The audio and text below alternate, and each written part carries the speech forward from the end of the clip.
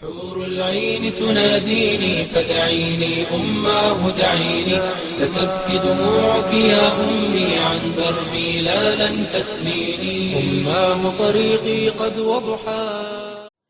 وہ سب اسپیشل سوال ہے. ضیاء صاحب کراچی سے پوچھتے ہیں تیسری یا چوتھی شادی کا پہلی اہلیہ کو نہ بتائے اور خاموشی سے نکاح کر لے، جائز؟ خاموشی سے یا خفیہ دوستیاں لگانا لڑکیوں سے یہ حرام ہے، نکاح کرنا جائز ہے، لیکن یہ ہر جائز چیز کرنے کی نہیں ہوتی. پہلی یہ ذہن، آپ اگر چاہتے ہیں کہ دوسری یا تیسری شادی کے بعد پہلی زوجہ کی طرف سے ری ایکشن کم ہو، معاشرے میں اس عمل کو اچھی نگاہ سے دیکھا جائے، تو پہلی بیوی کو بتا کے کریں یہ کام، اور نہ صرف بتا کے بلکہ اس کو اعتماد میں لے کے کریں. کیونکہ یہ ایک الحمدللہ میرے بیانات بھی اس موضوع پر بہت ہوئے ہیں، اور لوگوں میں ایک بہت بڑی تعداد ہے جنہوں نے 2 3 شادیاں شروع کر دی اور بہت سے لوگ کر چکے ہیں. تو مسئلہ یہ ہے کہ بہت سے لوگ کیا کرتے ہیں کہ وہ دوسری شادی کرتے ہیں مگر ان اصول اور ضوابط کے مطابق نہیں جو شریعت نے بتائی ہیں، اور جن کا میں اپنے بیانات میں ذکر کرتے رہتا ہوں. ابھی خاتون کا فون آیا کہ میرے میاں نے دوسری شادی کی ہے اور وہ دوسری شادی ابھی مجھ سے برداشت نہیں ہوئی ہے، یعنی سوکن کو ظاہر ہے عورت کے لیے برداشت کرنا مشکل ہے، تو فوراً انہیں تیسری شادی کا اور اس کے فوراً بعد چوتھی شادی کا بھی دھمکی دے دی ہے.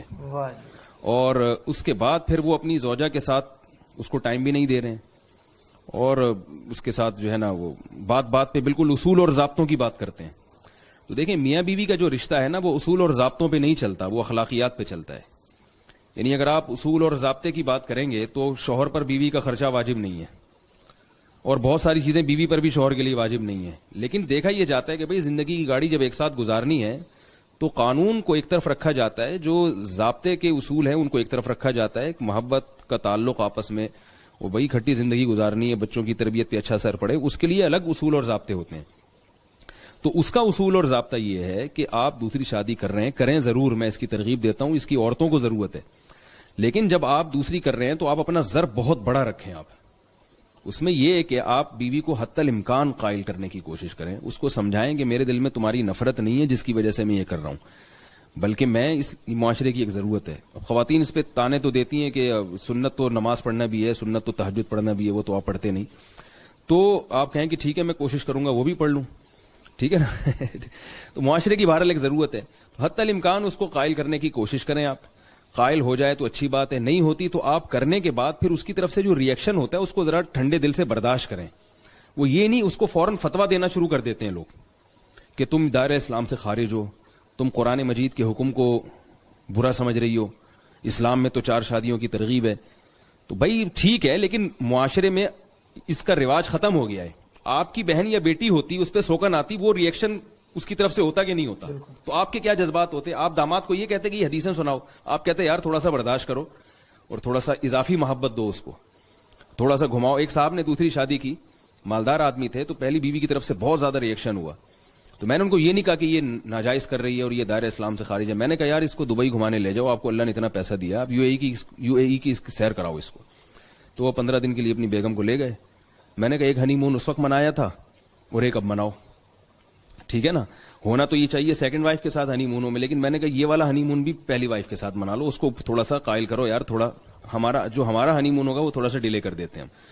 تو جب اس کو ایک ذہنی طور پر تکلیف ہوئی ہے جو کہ فطرت ہے عورت کی، تو آپ کو پھر اس کو ٹھنڈے پہ یعنی دل کے ساتھ برداشت کرنا پڑے گا.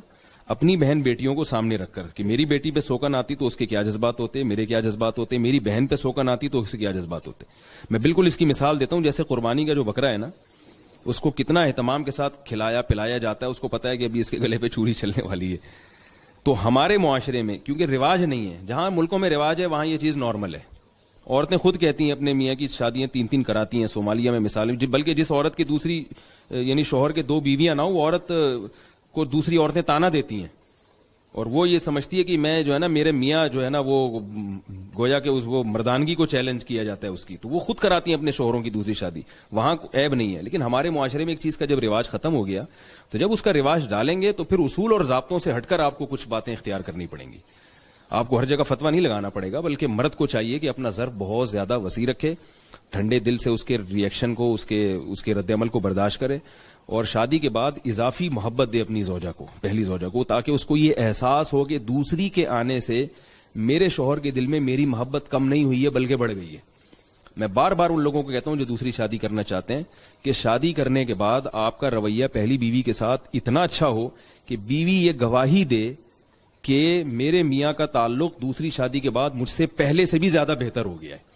تو یہ ساری، تبھی میں کہتا ہوں نا جہاد ہے یہ، تو اسی وجہ سے کہتا ہوں کہ یہ ساری قربانیاں آپ کو دینی پڑیں گی. اور